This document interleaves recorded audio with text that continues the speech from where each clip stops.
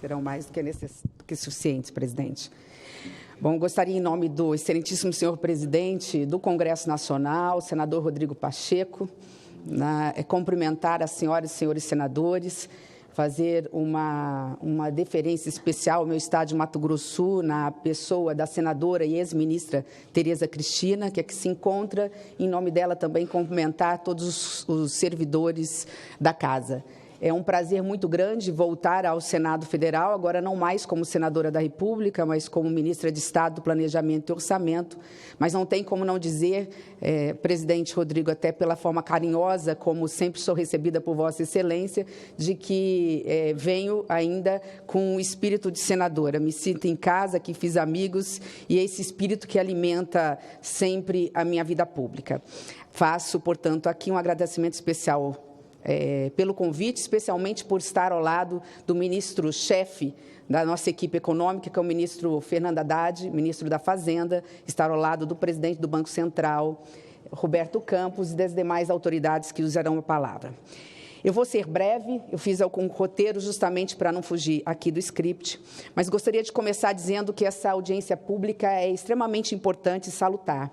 Ela, na realidade, é um retrato fiel da democracia que queremos. Pessoas que pensam diferentes, que têm visões distintas, discutindo os reais e mais importantes problemas do Brasil para buscar, em conjunto, soluções para esses problemas.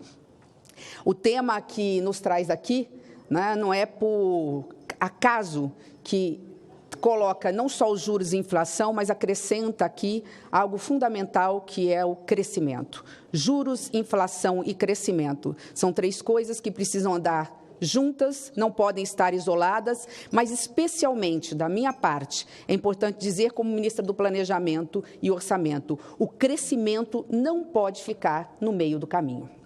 Diante disso, eu gostaria de fazer apenas algumas reflexões.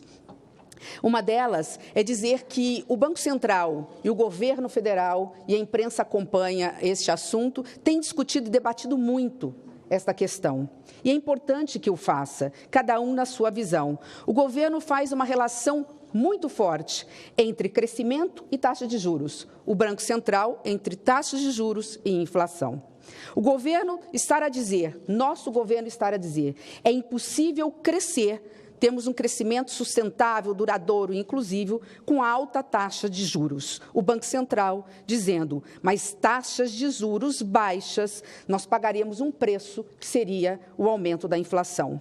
Não há contradição, é importante que se diga, nessas afirmações. Da mesma forma que não há contradição, presidente Rodrigo Pacheco, quando nós dissemos que sim, o Banco Central é responsável pela política monetária, que tem sempre decisões técnicas, mas também afirmar que tem que sempre ter foco nas políticas públicas e no crescimento do Brasil.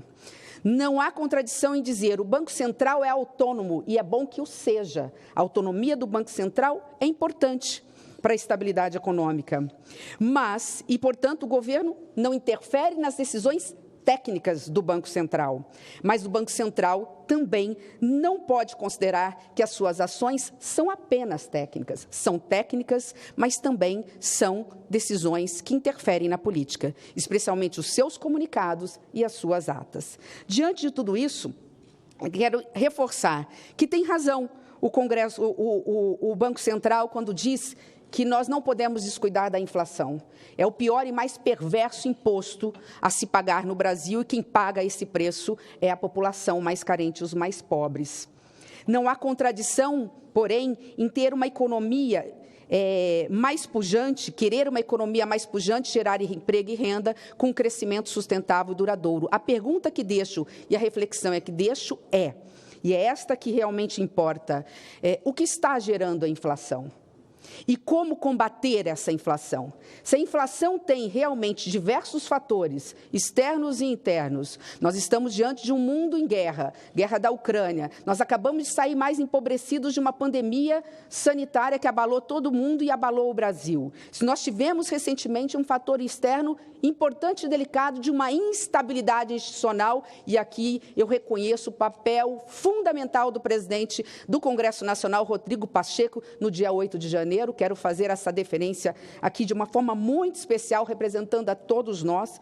Se realmente temos esses fatores, a instabilidade institucional já é coisa do passado. A instabilidade política também já está ficando para trás. E a instabilidade econômica, essa sobre a nossa responsabilidade, quando eu digo nossa, capitaneado pelo ministro Haddad, da equipe econômica do governo federal, nós estamos fazendo a nossa parte. Eu sei que não se pode...